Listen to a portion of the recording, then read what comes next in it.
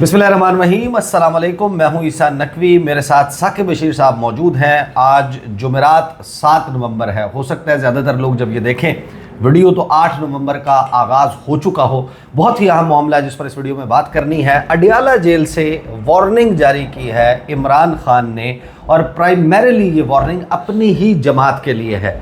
इस सवाल को भी एड्रेस किया है कि बहुत सारे लोग डोनाल्ड ट्रंप के इलेक्शन के बाद जो बातें कर रहे हैं इमरान खान की रिहाई के हवाले से, तो उन्होंने कहा कि रिहाई होगी तो कैसे होगी।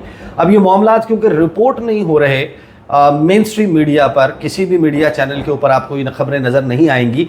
ये गुफ्तगू है जो उन्होंने कल रात की थी, कल बल्कि शाम में की थी, और इसको अब जारी किया है पाकिस्तान तहरीक इंसाफ के ऑफिशियल ट्विटर हैंडल से और इमरान खान के ट्विटर हैंडल से। एक तो इसमें बात करेंगे कि इमरान खान ने अडियाला जेल में इस हवाले से क्या गुफ्तगू की, और दूसरा बहुत ही आम मामला कि अलकादिर ट्रस्ट केस, अब उसका यूं समझिए कि आखिरी ओवर शुरू हो चुका है।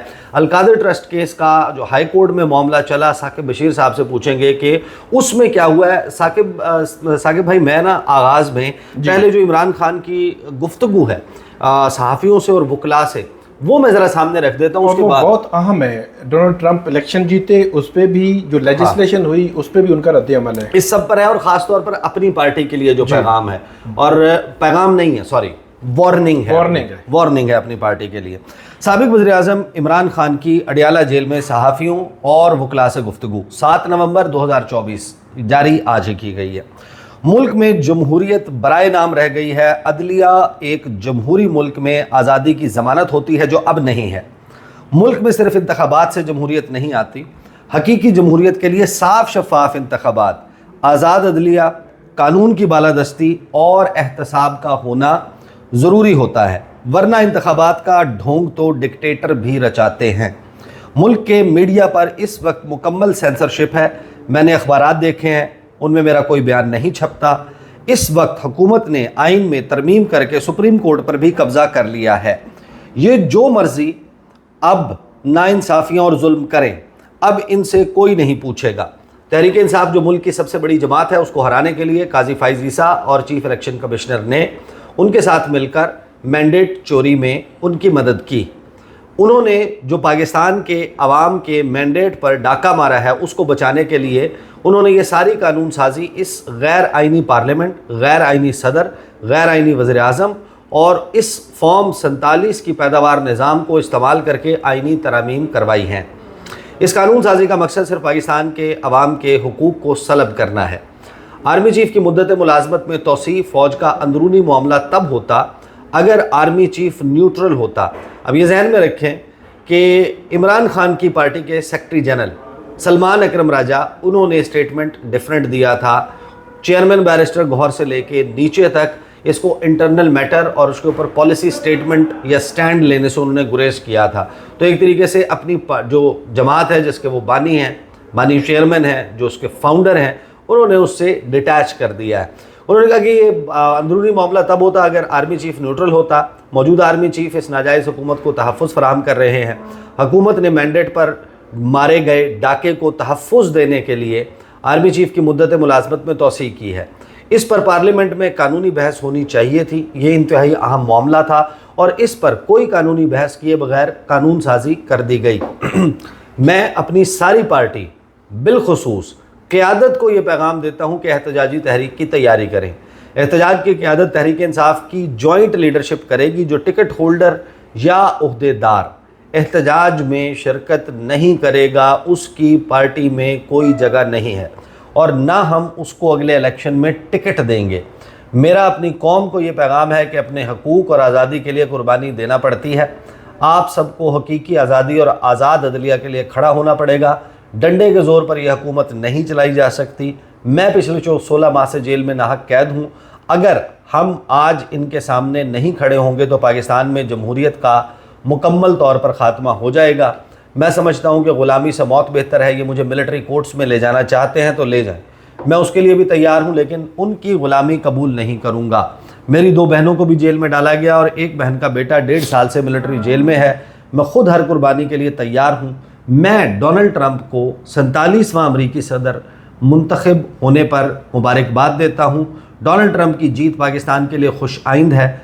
मुझे उम्मीद है कि सदर ट्रंप कम अज़ कम न्यूट्रल होंगे और जो बाइडन की तरह नहीं होंगे, जिन्होंने बाजवा की तरफ से हुसैन हक्कानी को इस्तेमाल करके जो मेरे ख़िलाफ़ लॉबी की गई उस पर यकीन किया।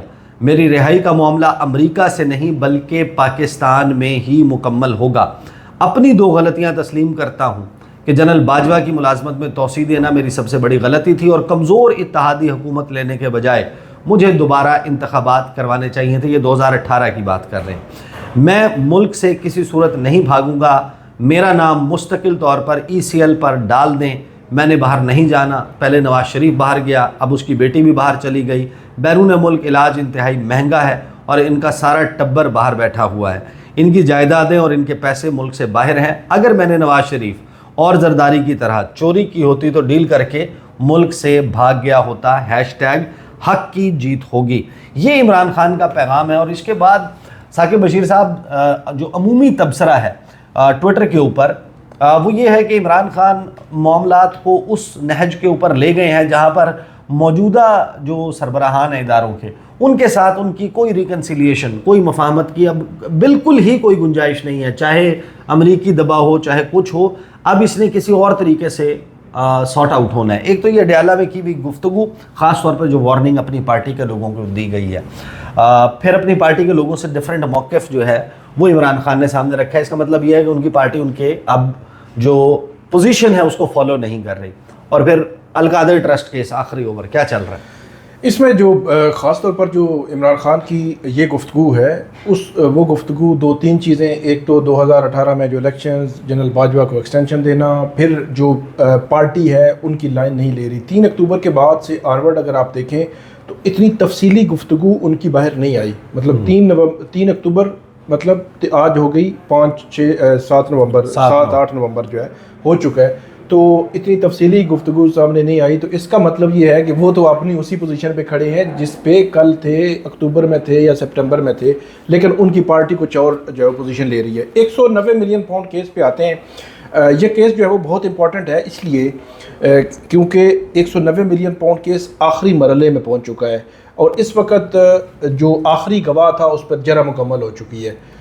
एक तरफ आज इस्लामाबाद हाई कोर्ट में जो कार्रवाई है वो बताने से पहले मैं ये बताऊं कि कल जो एहतसाब अदालत अडयाला जेल में समाअत करने जा रही है उसमें 342 की एक स्टेटमेंट होती है जो इमरान खान और बुशरा बीबी को एक सवालनामा दिया जाएगा। उस सवालनामे के वो जवाबात उन्होंने देने हैं। तो इसका मतलब ये हुआ कि ये ट्रायल अपने कंक्लूजन की तरफ बढ़ रहा है और इस ट्रायल में अगर वो फैसला आया कि इमरान खान और बुशरा बीबी के ख़िलाफ़, तो बुशरा बीबी फिर गिरफ़्तार भी हो सकती हैं। तो अब आते इस बात पे हैं कि ये जो पॉइंट है कि 190 मिलियन पाउंड केस में इमरान खान और बुशरा बीबी ने एक्विटल की एप्लीकेशंस दे रखी थी इस्लामाबाद हाई कोर्ट में, जिसमें चीफ जस्टिस आमिर फ़ारूक और जस्टिस मियां गुल हसन औरंगज़ेब थे। उन्होंने आज समाअत की। इस समाअत के दौरान जो पहले तो इमरान खान के वकील ने इसमें दलाइल दिए और उसके बाद बुशरा बीबी के वकील ने दलाइल दिए। आसान करके समझा देते हैं लोगों को कि इमरान खान पर जो नैब का केस ये है कि उन्होंने ज़ाती हैसियत में कोई फाइनेंशियल जो मफादात हैं वो इससे लिया और उन्होंने जो मलक रियाज है उसको बेनिफिट दिया एक पब्लिक ऑफिस होल्डर होते हुए, और उसके बदले में उन्होंने अलकादर ट्रस्ट की वो ज़मीन भी ली और उसमें डोनेशंस भी बाद में आई। तो ये पूरा नैब का केस है। दूसरी जानिब इसको रिबट करते हुए जो इमरान खान के वकील ये कहते हैं कि जो 190 मिलियन पाउंड केस बैरून मुल्क से आया था उसकी मंजूरी दी थी वफाकी जो उस वक़्त की काबीना थी उसने। तो उस काबीना में से एक तो इमरान खान के अलावा किसी को मुल्ज़म भी नहीं बनाया गया और बल्कि जो गवाह बनाए गए उसमें ये परवेज़ खटक साहब थे। परवेज़ खटक ने तो नाम भी नहीं लिया था इमरान खान का। मतलब नैब का ये था कि उस वक़्त की जो काबीना है उससे फोर्सफुली ये जो है वो मंजूरी करवाई गई थी। लेकिन जो परवेज़ खटक हैं उन्होंने स्टेटमेंट में ये बात नहीं की थी। बाद में बड़ी कोशिश की प्रोसिक्यूशन ने कि ये इसमें डलवा लें, लेकिन नहीं डाला गया। लेकिन अब बात थोड़ी सी आगे बढ़ चुकी है। ये 6 सितंबर को नैब तरमीम बहाल हुई थी सुप्रीम कोर्ट के फैसले के बाद। तो बहाल होने के बाद जो वफाकी काबीना है उसके जितने भी फैसले हैं उनको प्रोटेक्शन दी गई थी और उसका इतलाक उस वक़्त से भी होना है जब से ये केस बना है और उस वक़्त ये आईनी तरमीम हो चुकी थी। तो इसलिए इमरान खान के वकला ने ये कहा है कि लॉ ऑफ लैंड आज का जो कानून है वो ये है कि जो काबीना ने फैसले किए उनको तहफ़्फ़ुज़ हासिल है, तो इसलिए उस हद तक तो नैब केस बना ही नहीं सकता। तो वो जो एग्जेम्पशन है जो फेडरल कैबिनेट को, और उसमें ये लिखा हुआ है कि पर्सनल आपने कुछ किया हो, तो उन्होंने कहा कि पर्सनल तो इमरान खान ने इस मामले में किया कुछ नहीं, उन पर एलिगेशन ही ये था कि बतौर एक वज़ीर-ए-आज़म के पब्लिक ऑफिस होल्ड वो कर रहे थे, और फोर्सफुली उन्होंने ये 190 मिलियन पाउंड के जो अमाउंट आई थी इसको सुप्रीम कोर्ट के उस अकाउंट में रखवाया था। और यहाँ पे ये भी बता दें देखने वालों को कि 190 मिलियन पाउंड कभी भी वो इमरान खान या इनके अकाउंट में नहीं आया, वो सुप्रीम कोर्ट के अकाउंट में था। और वो अगर बात की जाए कि वो मलक रियाज की क्योंकि सेटलमेंट थी सुप्रीम कोर्ट में, तो उस सेटलमेंट में आया था, तो ये सवाल उठता है और सवाल उठता था कि उनकी सेटलमेंट में क्यों आ गया। उसका जवाब देते रहे शहजाद अकबर, और फर्दर जो है वो इमरान खान के वकील देंगे।